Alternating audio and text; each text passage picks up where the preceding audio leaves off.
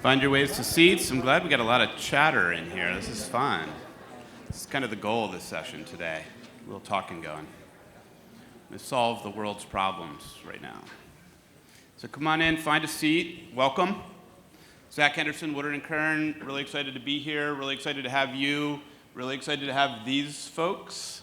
We're really just, Emily and I think, are just super excited to be talking about the future. We celebrated last year 50 years of progress. So many people in this room helped make that happen. And now we're going to flip the page and think about what's next. And over the last couple of weeks, all of us, the panelists and Emily and I and several others, have been kind of thinking about what the framing topic areas are for the future of our needs. And what we've really arrived at is communication, climate, innovation, and investment. And that's what these folks will be doing. And if you look at the bios on the table, I'm sorry I didn't have enough printouts for everybody. I'm glad we got a full house. But you can pass these around. You can see who's going to be speaking. They're going to be introducing themselves in a second. But we have some really amazing thought leaders here that can help frame this conversation about where we're going next. So the bios are here. A little bit about the format of what we're going to do today, and I'm going to turn it over to Emily for a few words, is we're going to have each of the panelists, starting from Ifetayo on the left, who everyone met yesterday, if you didn't already know her. And we're going to go left to right. They're going to introduce themselves. They're going to have a few opening remarks from their perspective on the future. And then we're just going to hopefully have a dialogue amongst folks on the panel. I'll sit down, because otherwise I'll talk too much for those of you that know me. But if we do need to have some questions answered from the audience, we can do that. Right? So we can have some interaction. But we are hoping these folks who have not been shy on any of our Teams meeting calls will just go. We're here to think about this. And really one thing we wanted to do today was to get feedback from you all on where we may, if there's good ideas, if there's things here, if there's stuff that we need to do more of over the next year or years. There's a feedback button in the app. I haven't downloaded it, sadly. But if you have downloaded it, there's a feedback button in the app that asks a couple questions. One, what did you hear today that you want to hear more about? What should we be talking about? And then two, how would you like that format to come at you? So Mike Murphy, director of the Innovation Council for NEWEA, really kind of helped make that happen. Like, are there other forums for conversation where we can engage with you as opposed to just having technical workshops all the time? So that's kind of where and what we're going to do. I'd also like to thank Marianne. Marianne, thank you for helping with this. And I'm going to pass this over to Emily Cole-Prescott for a few additional words. Thank you, Zach. Thank you, everyone, for being here today. I love to see a full house. We have everyone's bios on the table, like Zach mentioned. As we talk about the future of water, one of the things that we found is it really relies on teamwork, collaboration, talking outside of the water industry. What I love about this panel today is you're going to hear differing perspectives, unique voices, and exceptional experience in water and where the world is going moving forward. And all of us, all of you, are a huge part of that. So there's also a shameless plug here. NEWEA membership is a great thing. We have these conversations. So if you know of people who are in and out of the water industry who want to join, please share the word and spread the word about membership. Now, with that being said, I am really looking forward to listening to our panelists, so I'm going to hand it off to our WEF president. Thank you. Thanks, Emily. And so,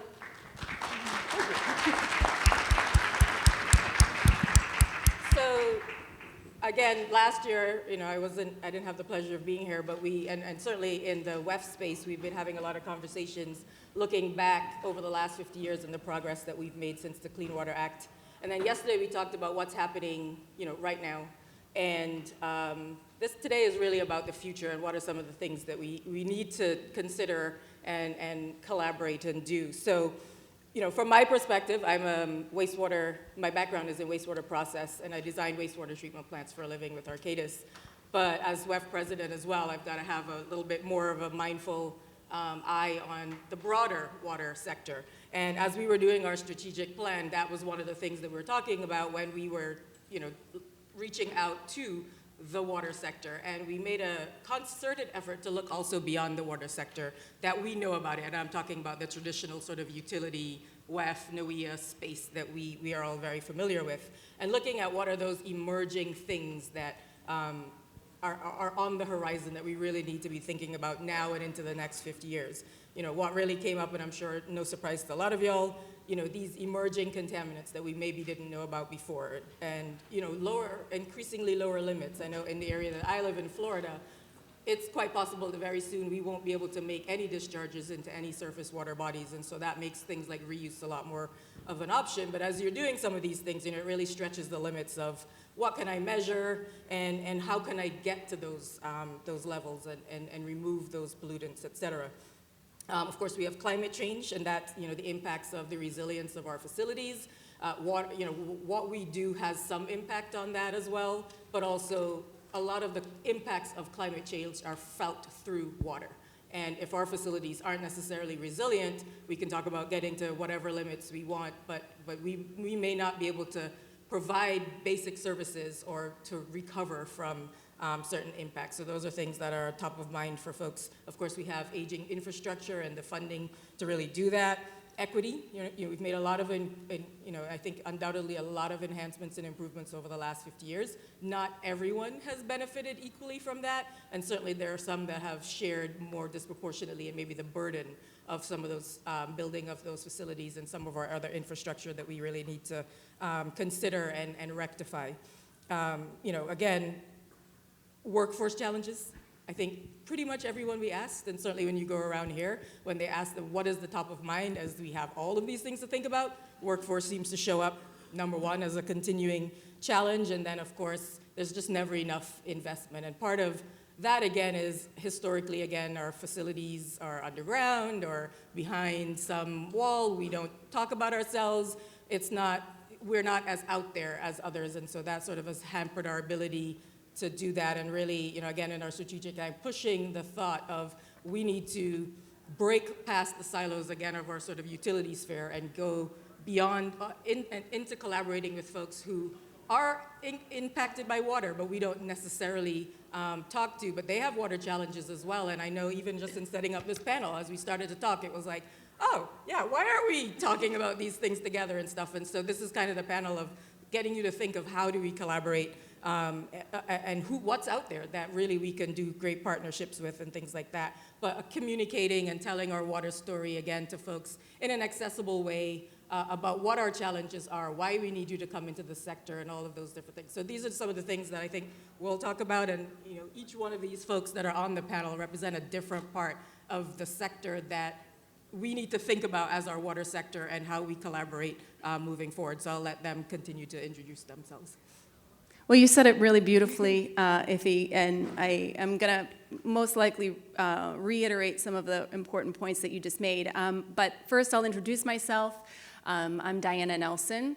I have spent over 20 years working with the press, or being in the press. I spent the first half of my career as an investigative journalist and an anchor, so I learned the ins and outs of a newsroom and what makes a story and how to cut through the clutter to get a reporter's attention. I also really learned to figure out what's important and what's not important to a story. So flash forward to the last 11 years in public relations, and so I have been able to leverage the skills that I learned in the newsroom to a variety of large-scale businesses, Fortune 500s, nonprofits, municipalities, and state agencies, really helping them get clear on what their story is, who they are, what their objectives are, and how to leverage the strengths that you have and overcome the vulnerabilities that every entity has as well. And I think one of the largest challenges I see from either in the private sector or in the public sector is that businesses, municipalities, state agencies, nonprofits, they don't necessarily understand public relations. It's a tricky space. Dealing with the press is sometimes not very straightforward. But what is straightforward, and I hope to leave you with some nuggets you can take home to your respective states, businesses, and nonprofits and so forth, are that you're in charge of driving your own narrative. And so, the best place to begin is from within. So if you think about the reasons why someone would leverage a communication campaign, a public relations campaign, there's a variety of them.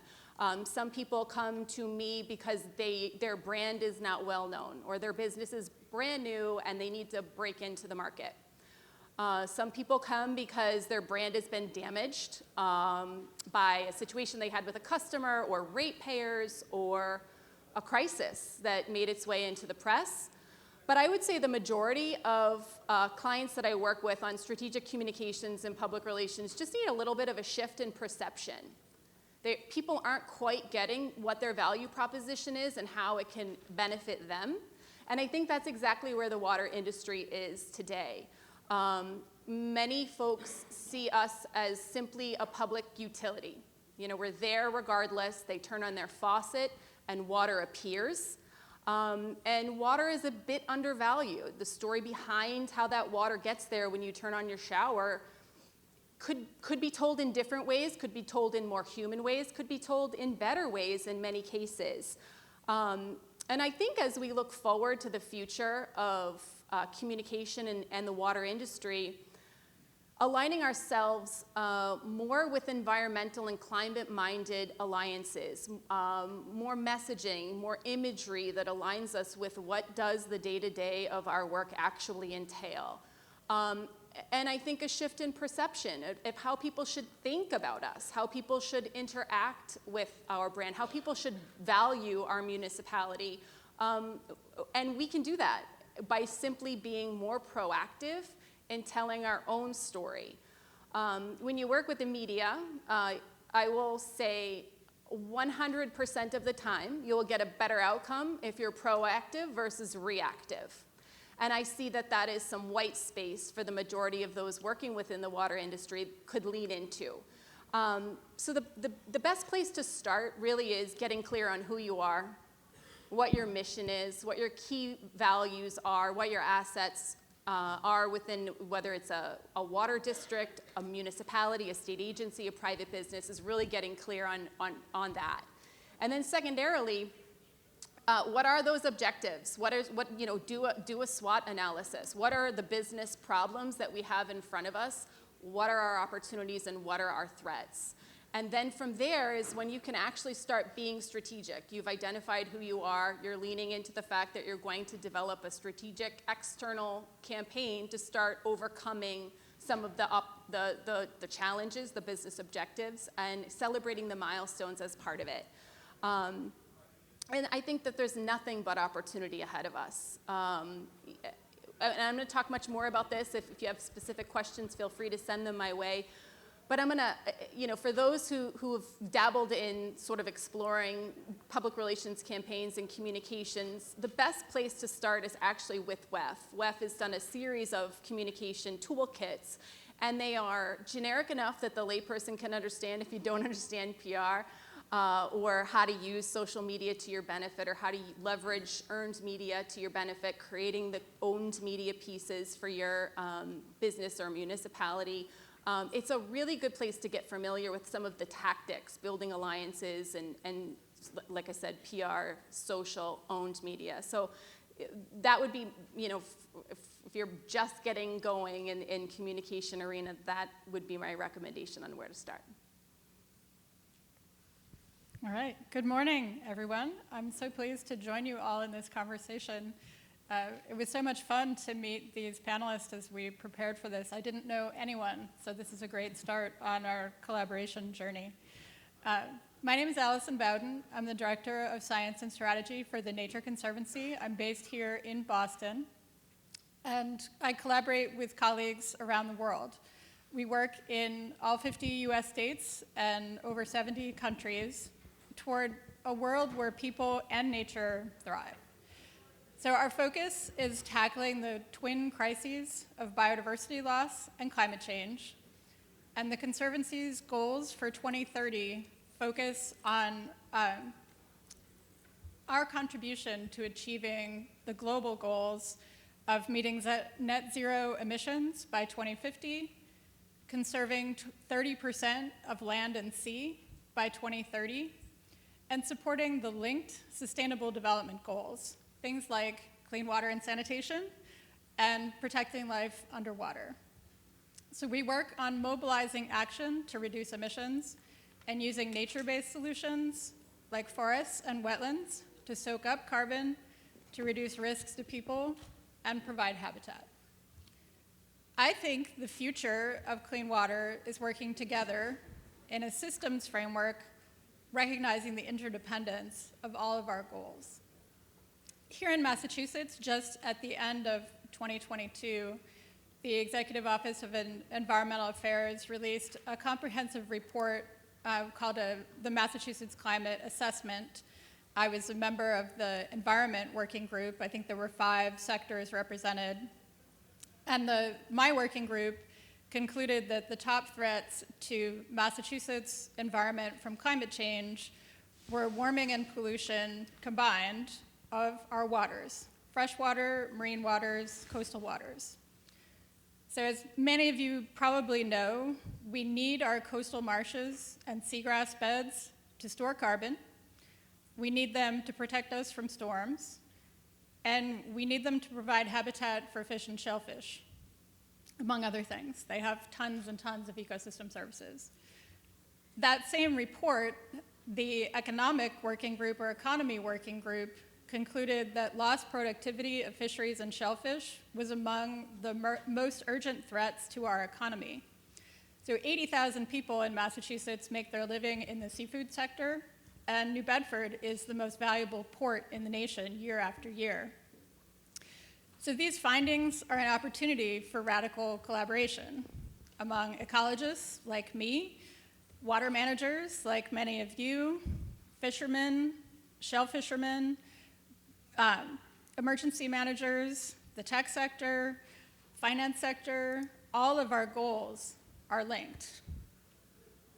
Building the political will to follow both our carbon diet, it's January, so I figured I'd use a diet analogy, and our pollution diet, the TMDLs, requires all of us to bring our best ideas to the table, and picking up from Diana, using our voices to make the case for action.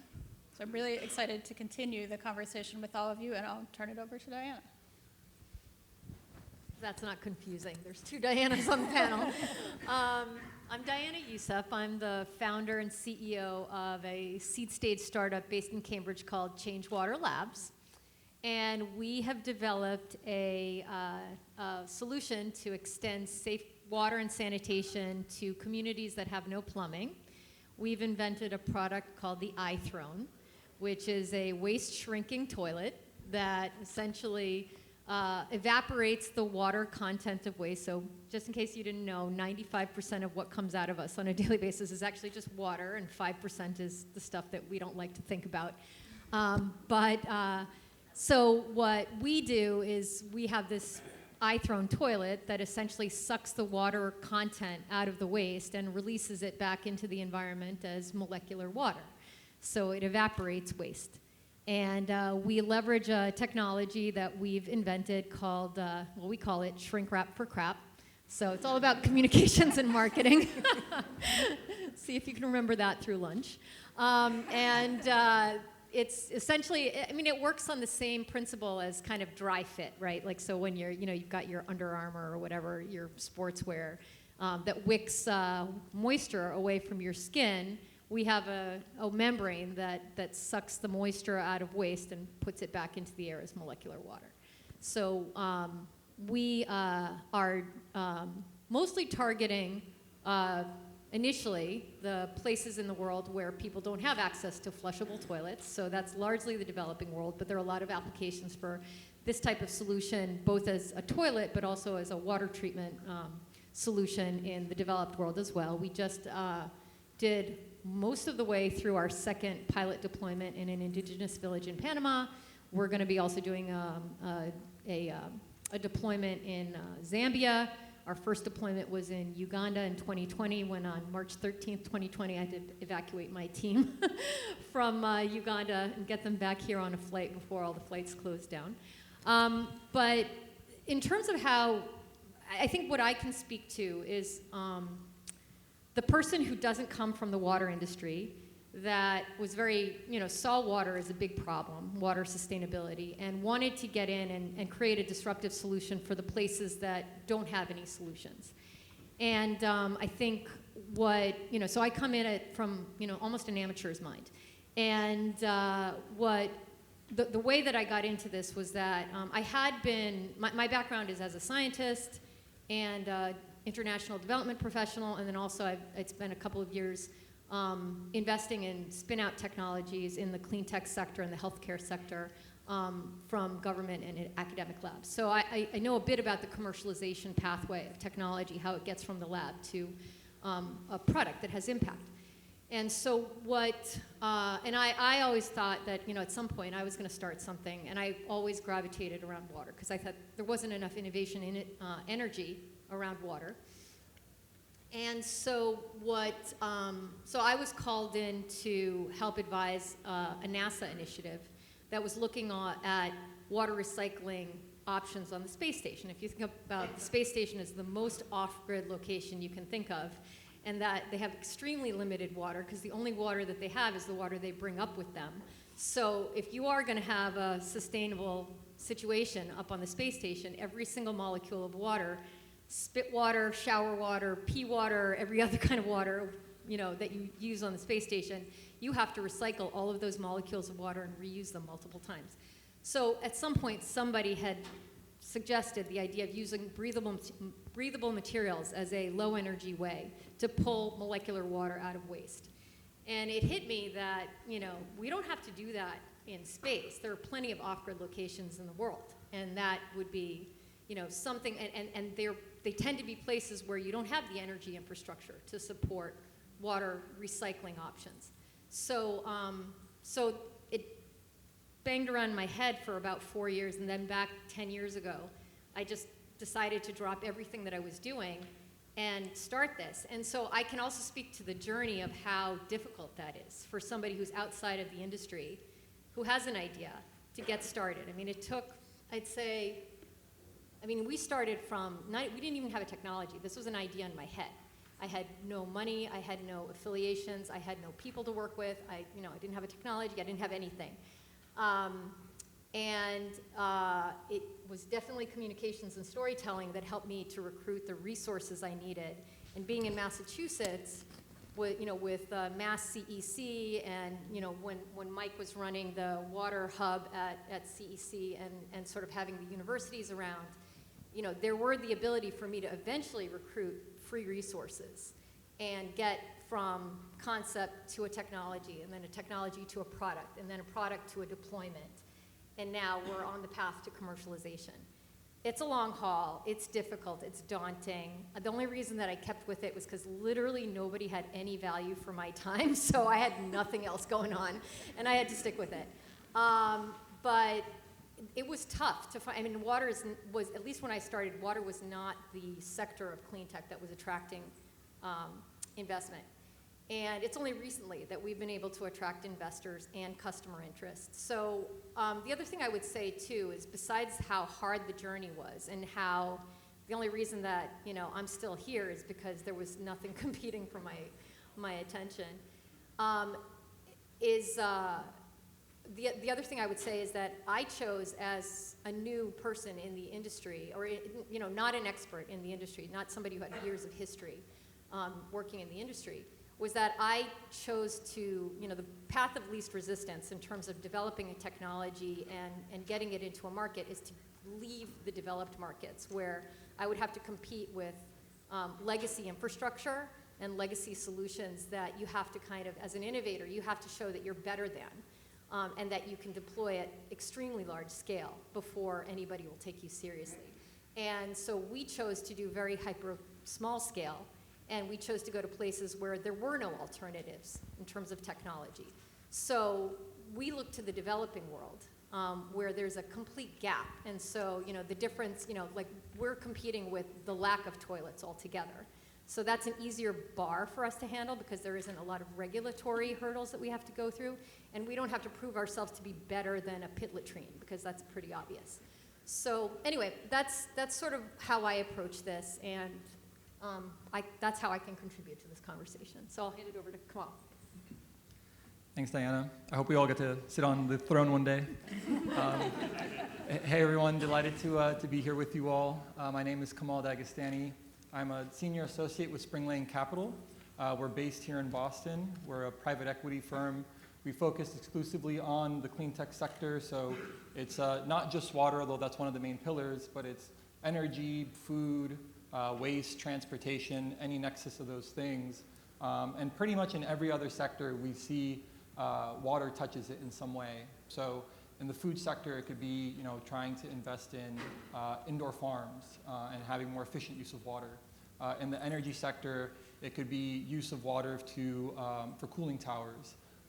In the waste sector, it could be treating sludge and having to take on wastewater to treat it. So water is a huge part of any form of clean technology that we look at. Spring Lane in particular focuses on distributed sustainable infrastructure. So we're not just looking at software as a service only business models, but how are we adding steel in the ground every day. And this is, I think, particularly important in the water industry. As was mentioned, there's a lot of aging infrastructure now. So how are you either retrofitting or modifying the infrastructure that exists, or how are you completely replacing it? And this is no small task. It takes decades and decades. So our focus is on trying to find those clean tech solutions that have the ability to scale. I think this is probably the best topic I can speak to today is scaling innovation. Diana mentioned going from product to commercialization on her long journey, and that is one small but important piece. It's sort of the proverbial valley of death that a lot of entrepreneurs, and I'm sure many of you, experience today. So our role is to provide the right kind of funding to have companies go from that point in time. You have a technology that is proven, at least in a pilot or demo stage facility, and you're looking to create maybe your first commercial project or your second one and continue from there. And that's a tough spot to be in, because traditionally, to do so, you have to raise capital for these capital-intensive solutions. And there's not a lot of capital at that stage that is willing or interested to partner with you. Usually, banks are not finding a project like that to be a large enough scale or the technology to be mature enough to want to move forward with it. And a lot of traditional project financiers don't want to look at that opportunity yet either. They would like to see 7 or 10 of these commercial projects before they find it to be of interest to them. So you're oftentimes having to go towards venture capital. And that can be a helpful tool at a certain stage, but often when you're looking to commercialize in a big way, it can be very expensive and very dilutive capital. And so what Spring Lane does is really provide 2 forms of financing. It's corporate funding, which is typically part of a Series A or B round that we participate in, but then primarily project finance. So this is non-dilutive, non-recourse financing that is meant to help a company go from having no commercial projects to several, and then scaling beyond that. We essentially are looking to push ourselves out and become obsolete at one point in a company's life, where they are attracting the interest of much larger institutional investors with much cheaper cost of capital than what Spring Lane can provide. And so the idea here is you want to come down on the cost curve to be able to scale as quickly as you can. And this is a playbook that was taken from the solar industry for those who may or may not be familiar. Solar in the last decade plus has really taken off. And I think one of the big innovations for that reason have to do with financial innovation, where the power purchase agreement was created. And what this did for the industry was it allowed for solar developers to go out into the market and to offer their product, no money down, a financing solution was provided, and all the customer would have to do is pay on a monthly basis for the power they received. So this was essentially immediate savings to the customer from day one.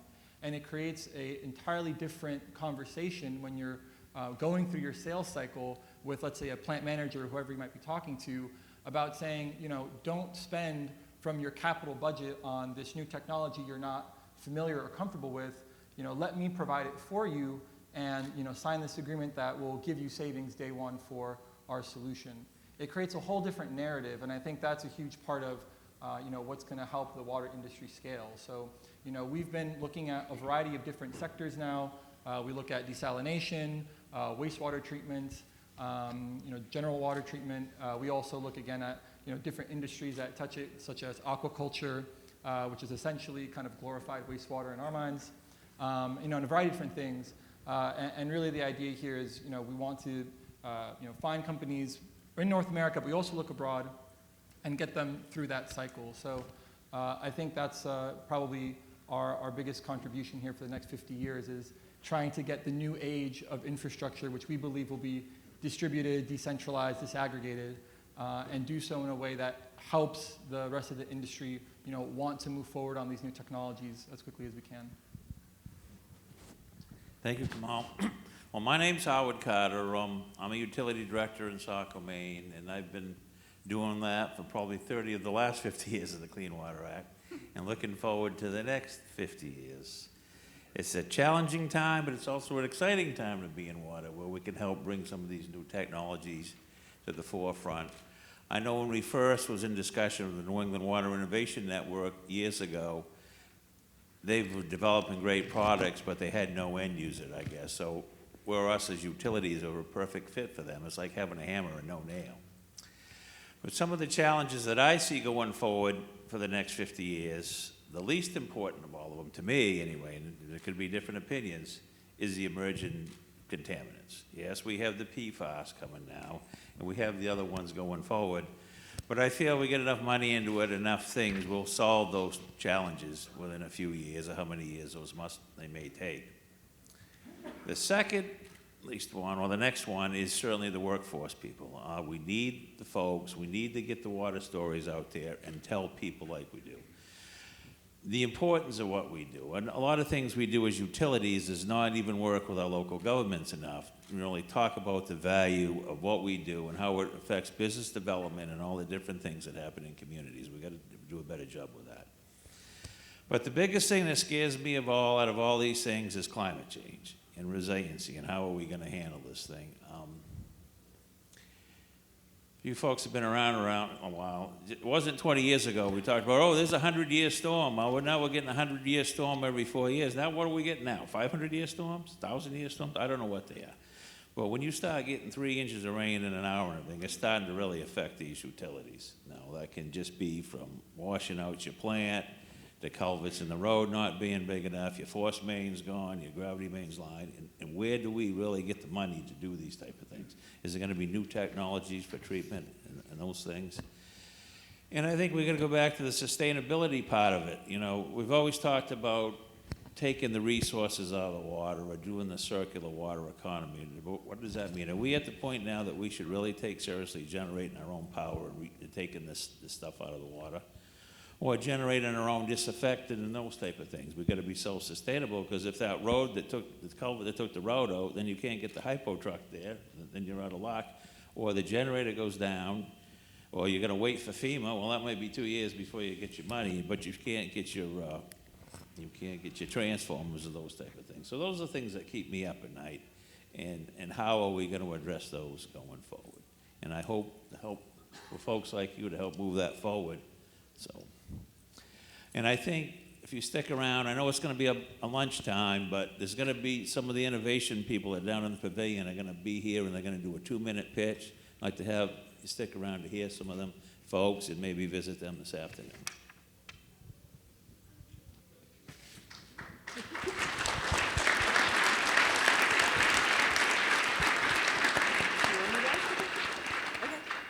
So I have a question, and certainly if any folks in the audience do have questions as well. But Howard, I know you're somewhat modest sometimes, that you're utility director, but I know you're an innovator in your own right as well. So I'm actually really curious as to hearing from Diana, Youssef, and Kamal, and Howard. You're talking about all of y'all sort of touched on the challenges of innovators really finding their way in the sector. Again, we're sort of a space, we really know each other, but then the folks that are outside that don't necessarily have the water background or maybe the non-traditional solutions, what can we, WEF, NEWEA, but also the people in this room that come at it from different perspectives in the utility do to make that pathway easier for you so we can get some of these new technologies that we need to solve some of these challenges, not have to, disappear because they're frustrated or take 10 years to come to fruition and so on. So interested to hear your thoughts. Well, I think one thing we've been aware of for a long time is we are just not communicators. Yeah, we're operators or scientists or engineers, but we're not the ones that get out in public. And I think Diana hit the nail right on the head. Yeah, we've been reactive. Oh, the treatment plant's blown out, the news is there, the clarifier popped, or the force main broke, and then everybody's there. So I think we all need to get out there and tell our own water stories, myself included. I got to be better on social media. How do I get that stuff out there? And how do the professionals like Diana help us spread that word? That's really where we're at today, to tell the water story and the importance of it. Whether it's from the school kids right up to the U.S. Senate, we just need to keep going and spreading that word. Yeah, and I would, just to build upon what Howard said, is if you think about, I like to work backwards from the challenges that we have, so you can set an objective, right? What is the problem? Workforce development is a problem. The industry is aging out within, water treatment facilities and within sewer districts nationwide. So we need to reach a brand new audience. And it's a younger audience, and they consume news in different ways than many of us do. They're not necessarily sitting down at the 6 p.m. News hour, and they're not watching television, and perhaps they don't subscribe to a newspaper and they get it in there. They're consuming information on social media. And so that may seem like a contrary thing for a lot of people to think about. How do I deploy social media to pay off my workforce challenges? But we need to almost drop everything that we know, focus on what the challenges are ahead, and build strategies, communication strategies, to leverage the assets that we do have. And workforce development is one of the larger issues. And so I think that telling your own water story, I was just sitting here with Ife and saying, what is your water story? And hers is actually very interesting. How did you get interested in water? And you ask that of all of your colleagues, and I think you're going to have moments where you say, that is really something that the general public would never know that should know. And then cumulatively, as you start building out human interest stories, these are things that resonate with the general public that could potentially become interested in an industry that was not even on their radar. I mean, I've been doing PR work and communication work for the last few years within the water industry, and I'm learning new things. I did not know that inside a wastewater treatment facility, there's biologists, there's data analysts, there's tech innovators, there's problem solvers, innovating solutions around problems of today. There's climate advocates. That I had no idea. And so those stories are really going to resonate with the future generations that we need to begin to attract to fill the jobs of those that are aging out. So thinking about humanizing the work that we do behind the scenes, tours of our facilities for people to see that it's not like the place where the poop goes. It's much more than that, and it's where really cool environmental climate-minded group of people come to work and create solutions to problems, of yesterday. Yeah, and I'd say, I think, and I know we've been trying to challenge our board to be a lot more out there and collaborating and communicating, but the communicating part is not just for the folks in the communications department and the social media. I mean, even just sort of being on LinkedIn or asking people their water story, it's quite incredible how you find out some connection that turns out to be useful, maybe not even that moment, but later, that you had no idea, but it makes a connection for a project, or you realize that somebody has this great technology, and you're able to make connections to other folks. And I think that's been actually one of the more valuable things, for me as sort of being on the board of WEF, but also in my job, of all of the folks that I've sort of met or figured out are part of the sector, or what part they play and how they can sort of tie together, just by sort of being active and asking people their story, or seeing what they're posting on LinkedIn about what they're doing. And I think we kind of need to come out of our shell and come out of our little cubicle, well, if we are even in those anymore, or our utilities, and really see what all is going out there so that we can hear about you and say, well, maybe that doesn't work for me, but that works for this person that was telling me their story and that was a challenge. I think we've got to do that more and get more comfortable with that, because I think we're maybe a little bit modest and sort of internally focused, and water is everywhere, so we can't be that. We can't be that. We have to be a lot more out there and collaborative. If I could chime in, like, again, I'm coming from outside of the sector, and I mean, for us, the reason why it's taken 10 years to get from an idea to deployment is, a lot of it was being able to get those non-dilutive, kind of non-risk averse resources that would, so they had to be basically free, and they had to be, willing to invest or, put resources into something that was completely this insane idea. So for a problem that a lot of people didn't know about, I mean, I would, do these pitch competitions and, in front of these Silicon Valley types who'd be like, oh yeah, that's the Burning Man toilet. Like that's what they thought the problem was. They forgot that the 1 out of every 2 people in the world don't have a flush toilet. So, for them, this was the Burning Man toilet. Yeah, I mean, I think that, as far as trying to graduate, crazy ideas to disruptive technologies, I mean, definitely non-dilutive resources that are willing to come in at the riskiest stage when things are at an idea phase are really important. And, we got one of those catalyst grants from CEC, which was the first, significant money that we got when we didn't have we had the beginning of a technology. And so I think non-dilutive, funding is huge. And we put it together from business plan competitions, social impact, grants. We had to basically, I ran the first 5 years of the company, 7 years of the company, from idea to first deployment. The price tag on that was $600,000 from idea to deployment, which is insane. But those are all non-dilutive resources. We couldn't get investors to come in. We were lucky that after we had a deployment, we could show a picture of what we, deployed and the people that were using it, because, you can't follow them into the bathroom to show how it works, right? You have to show a picture of somebody standing next to the bathroom. But that was when we were able to raise money. And so we raised our seed round, actually during COVID. And it was, at that point, it was easy, because ESG became an investment sector, and water was starting to be part of the climate change story, not just as a symptom of climate change, but as a contributor to climate change. So I'd say non-dilutive resources, more risk loving, I wouldn't say loving, but less risk averse, resources and people to come around.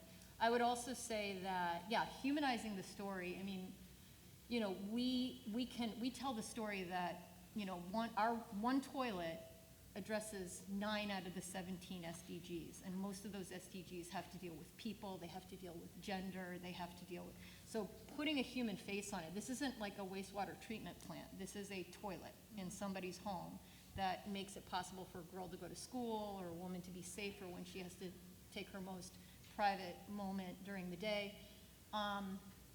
So I'd say that that's important. And anything we can do to help innovators from different sectors who have ideas. I mean, my idea came from space.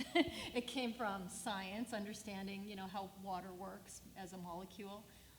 But also coming from, I come from also the international development sector and understanding how water touches everything. So to be able to bring these people into the sector with their harebrained ideas, and then support them, I think is important. And in Massachusetts, we have a decent infrastructure for that, I would say, compared to a lot of places. But decent meaning, it exists. So yeah. So anyway, that's just sort of.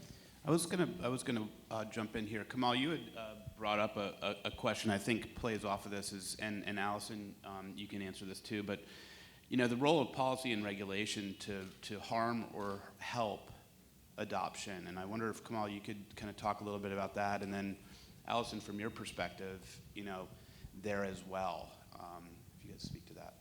Yeah, of course.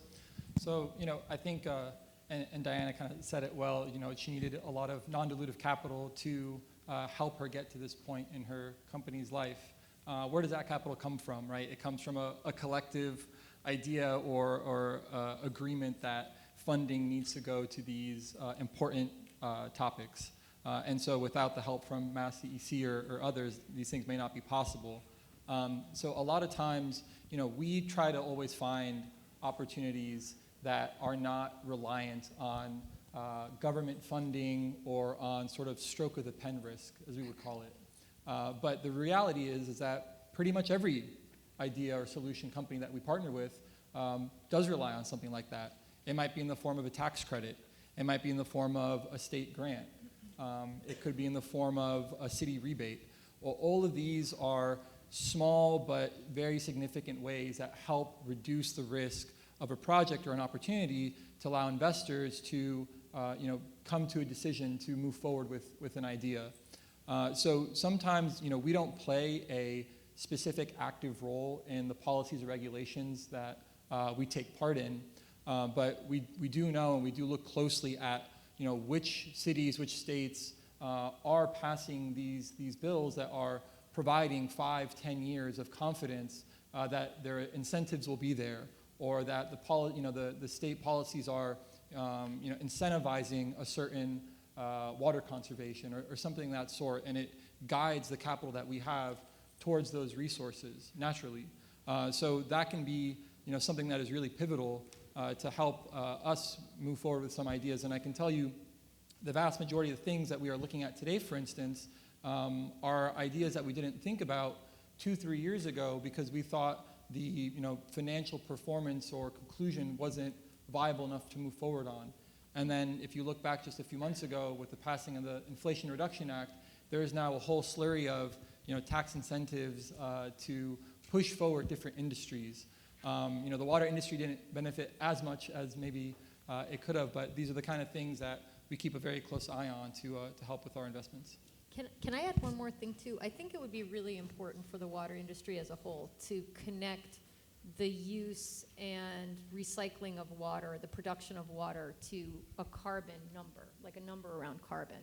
Because, when back 5 years ago when I was trying to make the pitch that our technology is a climate change mitigation strategy or mitigation approach, the climate change people just looked at me like I was crazy, because there are no numbers except for what the Pacific Institute is doing around energy intensity of water. I don't know if people have heard of that. Has anyone heard of that? Like yeah, a couple of people, right?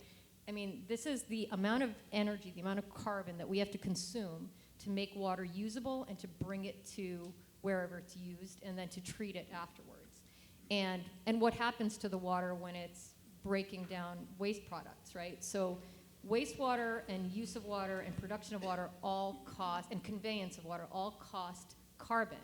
And if we don't have measurements on that, we can't talk about this as a mitigation approach. We always end up being on the adaptation side. And so I think it's really, whoever's, running a research institute, please think about trying to add that to, your list of priorities, because it's really hard for us to tell the story if we can't put carbon on the map. I have some ideas for how to do that. I mean, I was talking about, the role of coastal wetlands. Coastal wetlands store carbon. Our TMDLs are in terms of seagrasses, so we can calculate how much carbon is stored in an acre of seagrass. So we could calculate how much seagrass we could get back by having a certain number of toilets, right? So I think we can do that. But picking up Zach's question on the role of policy and regulation, and our frame for being here on this panel is the next 50 years of the Clean Water Act. And I would say that having a federal law that asks us to work toward the protecting and restoring the chemical, physical, and biological integrity of the nation's waters, like that, we wouldn't be here probably if it weren't for that landmark law that created just incredible progress, like construction of wastewater treatment plants, all across the country through the 1970s and 80s. And I think our challenge for the next 50 years is, okay, that emphasis on centralized traditional infrastructure, the plants that we built in the 70s and 80s kind of need to be replaced now. The places that we didn't reach in the 70s and 80s, we're seeing have some major problems now because development continued. On Cape Cod, 80% of our nitrogen challenge is driven by septic systems that don't remove nitrogen. So what do we do about that? Obviously, sewers are a solution that works. They're already at scale. We need some more of them. We need to replace some of the ones that we have. But we also need to add to the toolbox. And that's where regulation can either create incentives, incentives for communities to work together at a watershed scale, to think about the connections between upstream and downstream, turning off the faucet in the watershed or turning it down, and also using things like aquaculture and restoration downstream to take some of the nutrients that already got in out. So regulation now can make those kinds of collaborations challenging. Zach and I were talking about that before this panel kicked off. We're not set up in regulation. Our agencies, for the most part, are kind of siloed. Stormwater is regulated in a way, and wastewater is regulated in a way, and we look to sewers as the solution. We look to that centralized treatment. So what would it look like for us to really build out the toolbox to use that centralized treatment where it makes sense, but also to bring more ideas and opportunities to the table, which also can bring more partners to the table? When Howard was talking about the crisis and the news being there with the wastewater treatment plant flooding, that immediately made me think about, well, most wastewater treatment plants are in floodplains, which are really important habitat, connected to rivers. And we do a lot of work. We, in the Nature Conservancy and other partners in the environmental sector, are really interested in protection and restoration of those kinds of habitats. We don't want your wastewater treatment plant to flood either, for lots of reasons. So looking at that at a system scale, what are some of the tools we can bring to the table that both prevent that plant from flooding, but also create other benefits in the system? Where my team is working with on a project in southeastern Mass led by Southeastern Regional Planning, bringing together water supply managers, wastewater managers, all kinds of community interests in a river in southeastern Mass to figure those pieces out, because the wastewater treatment plant does flood, but there's water supply reservoir upstream, and so how do you do management to hold back the right amount of water for the water supply, but be able to have the ability to get water to move downstream quickly when you know that the big storms are coming? So that takes a tremendous amount of coordination and lots of different points of view at the table, and doing lots of math on the hydrology and hydraulics and your options. But I'm optimistic. I've been working in that place for about 20 years, that we're actually getting somewhere with that conversation to be able to make some modifications to a dam, to remove another dam that's not needed, and do some floodplain restoration, so that we're looking at all of those pieces. And to come back to the question, it is challenging to work in a regulatory framework that looks at those things as separate. But that's where you need the regulators at the table to be talking about, well, okay, I want to do this thing, and it interacts with your reg this way. Could we maybe do some guidance for how we could do this project, meet the goals of the regulation, but in a different way than was imagined when this reg was written? And I kind of want to go back to your initial climate change point, but there's been a lot of conversations and certainly a lot of conferences. I know you were talking about the one on biodiversity, and then we have all the COP climate change-related conferences, and then the ESG conference, and a lot of times water is very absent. But yet, when you're in those conferences, a lot of them are talking about water being their biggest threat.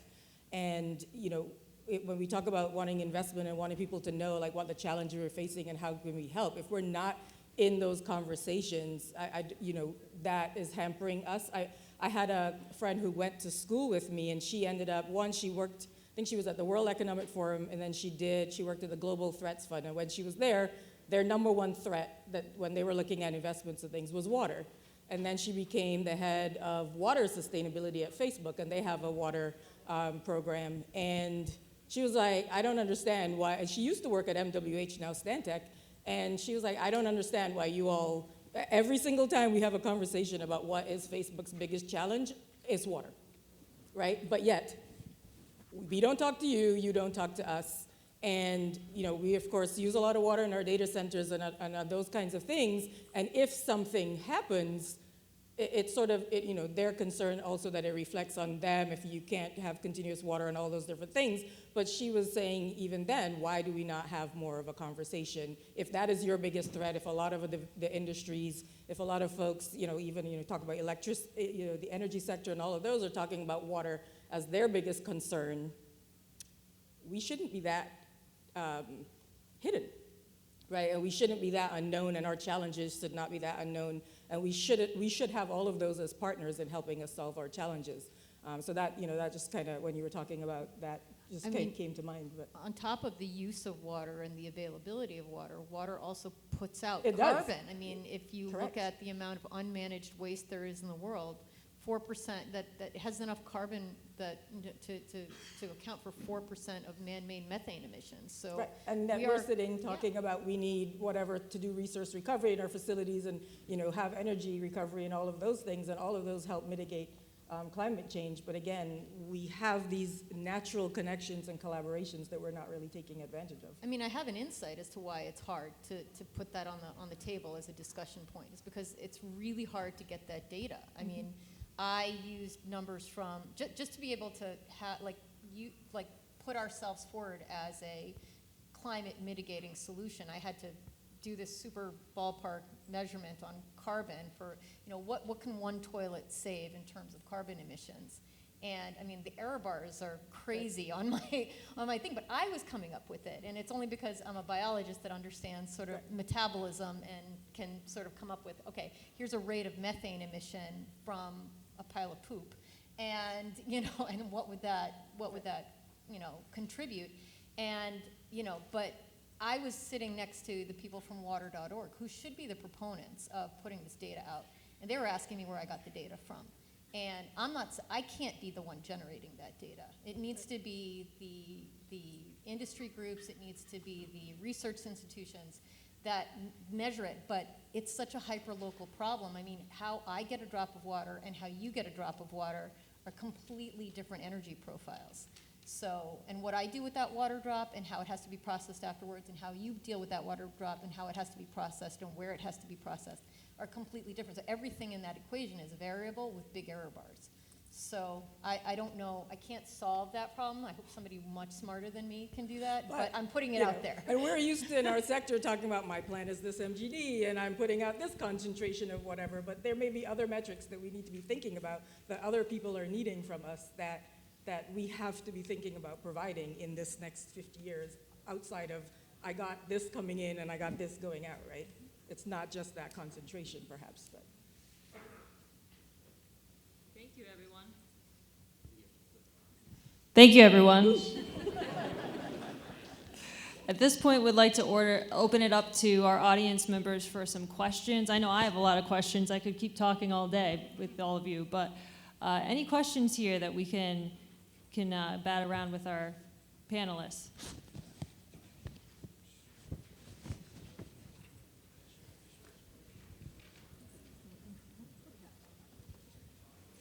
This is specifically to Diana and the iThrone. I know you want to hear more about it. That you mentioned like some sort of material around the waste. Does that compostable, or is that putting more non-compostable waste into the waste stream? So at this point, in sort of before we've got billions of dollars of an R&D budget, it's about 95% compostable, and then there's one layer that we have ideas on how to replace it. And so right now the sort of the competing priorities are get it out to market or perfect it. And so as a startup, you only have a short leash. You get it out to market, and then you strike it rich, and then you have an R&D budget that then deals with that optimization. But yeah, and it's a little bit of a forest for the trees. I mean, when you think about it, like unmanaged waste is a much bigger problem in terms of pollution than, this little, couple of grams, yeah. Thank you. Other questions, comments? Oh.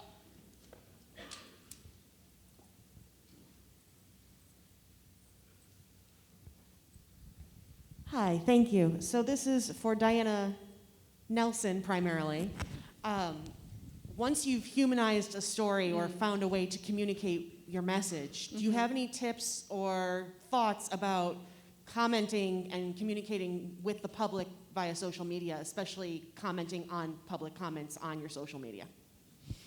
Okay, so that's a great question and a really granular one, so thank you for that. I think that when you get to that stage of interacting with the community that you've built, it has to tie back to what your strategies are. So, if we're specifically, I think the question is, what is the rule of thumb when engaging with your community on social? Yeah. And sometimes the social media is a wonderful tool to have candid, transparent, one-on-one communication with your audience.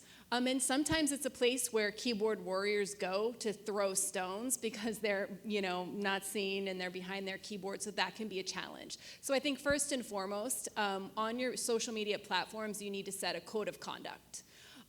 So even taking you one step back. So you set that code of conduct, you make sure that everyone who's participating in dialogue on your page is clear about what that code of conduct is. I think if it's a positive discussion, you want to engage as much as possible. You want to give them resources. You want to be as communicative as your bandwidth allows. If it's a challenging question that you receive on social media and you feel like this is just a dissenter looking to poke holes in whatever you've presented or whatever you've said, my recommendation would be to take that conversation offline. Say, publicly say thank you so much for leaving me this comment here. We are very anxious to address it. You can call us here or email me here, or I'll private message you. So taking that challenging comment offline.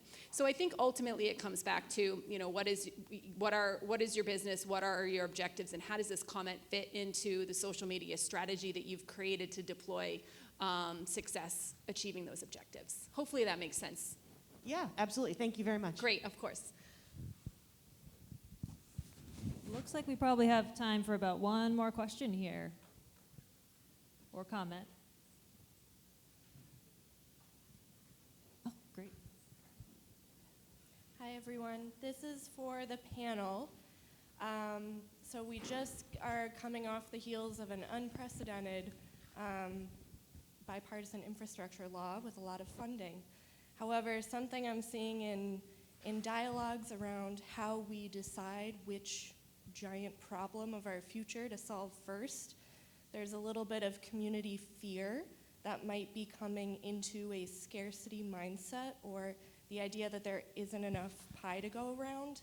So something that I'd like to put towards the panel are, what are some things that you've observed or ways that you could share tips with people about how to overcome that fear that there are enough solutions and funding and overall resources for us all to solve these problems? I feel like the two on the end are pretty good to answer that. I mean, I can take the first stab and hopefully somebody can jump in on what I'm saying, but I think fear and anxiety is caused by lack of information in most cases. So depending on what the particular issue is for your business or your municipality or your agency, is providing as much in layman's terms information as possible and creating a timeline for communication of dissemination of information. Often when there's a really complex piece of legislation or a funding package, very few people read the fine print of that and really understand what's included in it. So if you were to, communicate effectively up front to say, here's what we know so far, over the next 3 weeks, we're going to be presenting bits of information, so that's how you eat the elephant, right? So in my case, my thought is that's caused by lack of information. So over communicating is always better to assuage concerns and fears. I agree with Diana on that. The most important thing is starting right with the community and promote the value of what you do. That might be going to the local pumpkin fest and having your booth there, or anything, or especially with your boards or city council. Then from there, you got to keep promoting it to the state. And NEWEA and the Water Environment Federation promote a DC fly-in, where we go down to DC and promote that. While we need the funds to do these things. But it's also important not to just go down there and say, I need money. You also got to go down there and say, what are some of the success stories we've done with this money, and this is why we need more of it. But it comes down to show people what we do. It's all communication at the end of the day. I would add to that, who else wants the same things? And find those people and build that coalition, because that is how you get, because Congress can't say, or whoever your official is, can't say yes to everything. The more people who are asking for the same thing, the more likely the answer is to be yes. Well, this is great. We're wrapping up here. It's about 10 after. I mean, maybe just my closing comment, and then Ifetayo, if you have a few takeaways for WEF, that would be cool. And then we'll talk about transition here. But one thing is just clear to me, and I don't know, maybe I'm just in love with the very first one of these, but it feels like communication to financiers, communication with innovators, communication with radical collaborators, communication. We need to find ways to be transparent and visible and clear. And I think we have an opportunity to do that, and I think we have great partners to do it. So thank you to you all for being here. Really excited about it. And Ifetayo, you want to couple words on WEF? I'll just say a couple short words. I think a couple things that we really are trying to emphasize at WEF, and you'll be hearing more with our strategic plan and some of our plans in the future, including a circular water economy framework and an event that brings some of these different collaborations together. But really focusing on what our view of the water sector is. It's not just the engineer, the operator, all very important, but that traditional utility, but every single one of these, the communicator, the financier, the innovator, the folks that are on maybe protecting and on the receiving end, they're all part of that water sector, and we need to really consider that when we're doing our work, but also having conferences like these, that these are really key cogs in that sector. But also, I think you talked about radical collaboration is absolutely necessary. One of our core values that we have in our new strategic plan is collaborate for effective impact. And a lot of that, again, is we also have, seeking customer service, with seeking, with service and empathy, and really understanding what that end user needs, and what from each perspective that you see on here, what is it that they want, and how can we collaborate, understanding them each individually, and then collaborating. And so looking to do a lot more of that in the future, and encouraging you to continue to do that, seeking collaboration beyond just your initial sphere. I think we will, again, have better impact on the water resources and a life free of water challenges if we do so. So if you take one thing away, I think hopefully that's it.